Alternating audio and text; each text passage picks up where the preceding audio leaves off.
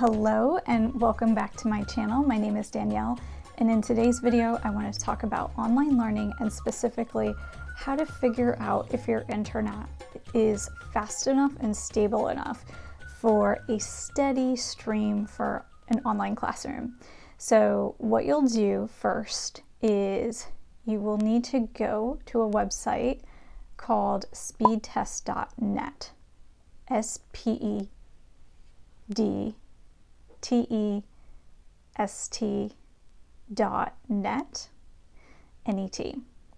So I use this website usually. There are other websites you can use.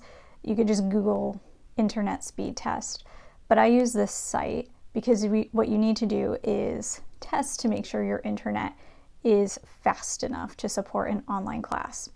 So once you get to speedtest.net, there will be a big circle and it'll say go in the middle. You can click that and then give it about 30 seconds or so to run the test. When it's finished, you will see three numbers. One will be a ping number, one will be a download number, and one will be an upload number. So the ping number will tell you basically how fast information gets sent to and from the server from your computer. So a fast speed means that the ping number will be low. So ideally you want your ping number to be under 50 for a really smooth class. That means information is being sent very quickly. If your ping is under 100, it's most likely fine. If your ping is above 100 or definitely 150, you want to work on that because that means information is being sent slowly and that can disrupt how smooth the video would be, your video that you're sending and also the video that you're receiving from your teacher, for example. Okay, so the second number you're going to look at is the download number. So the download number is going to talk about how much information you can receive from an outside source. So for example, in the case of an online learning environment, the most information or data that you're going to receive is from the video from the teacher. So you want to make sure your download speed is fast enough or it's a high enough number to accept the amount of data coming in. So when you do your internet speed test, you will see a number. So for example, this number could be 100 as a download speed. That should be plenty fast enough to accept plenty of data from the teacher's video and any other information that's being shared, like pictures or a PowerPoint presentation, for example, and chats that are being sent. I would say you want a download speed of at least 10. Okay, the reason I say at least 10, you don't actually need 10, but if there's ever a dip in the service for a few minutes from your provider, you're not going to notice it because everything is going to keep streaming smoothly. Okay, so then the next number you're going to see, the third number, is the upload speed. This is how much information gets sent from where you are, from your computer, out to whoever's on the other end. In this case, it's your teacher most likely.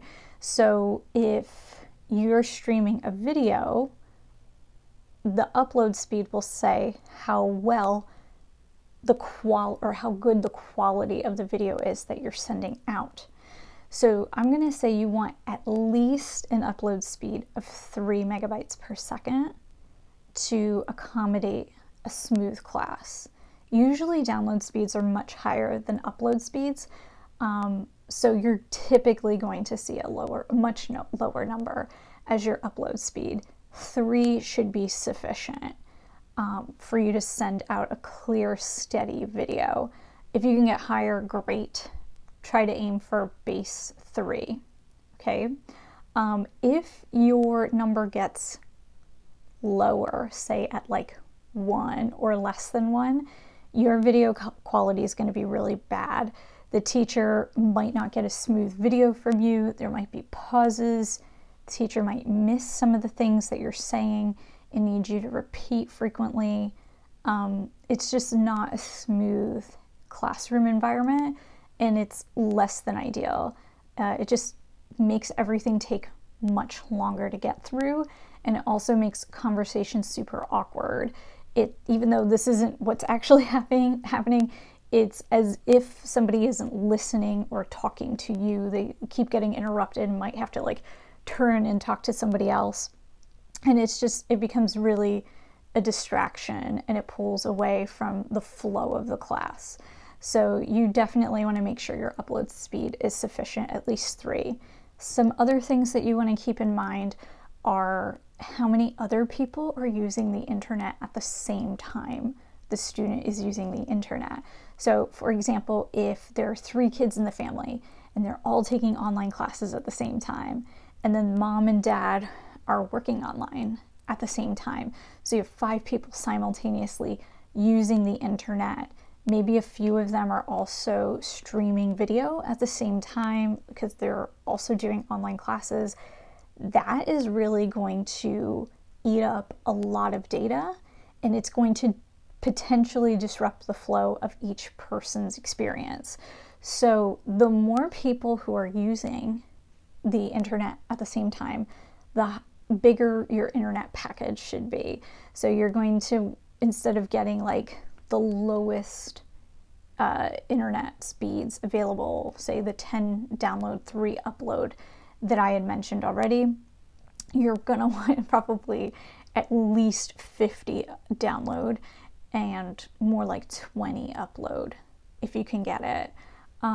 This is basically to accommodate everybody and make sure everybody has a smooth experience. The fewer people using simultaneously, the less you can do.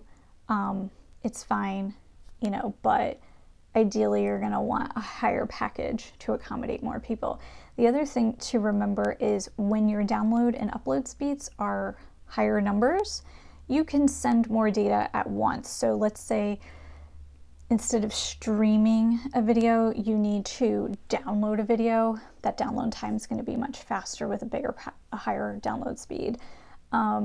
If you need to upload work to a shared classroom, for example, if your upload speed's higher, that's going to go much faster than if you have a low download speed. You'll get the job done with lower speeds. It will just take longer, and that may affect what other things you might need to do that day, So these are just things to keep in mind while you tinker with the internet speeds. Okay, the second thing I want to talk about again is the Wi-Fi signal. So generally speaking, as long as you are near the router, your Wi-Fi signal should be strong and stable. I'm in this room, for example, because this is where I teach from, and the Wi-Fi router is in the room right next door. So I get a really strong signal here almost all the time. However, occasionally it just cuts out for a few minutes. I don't know why. It could be something in our house. It could be, and sometimes it is a problem with the company.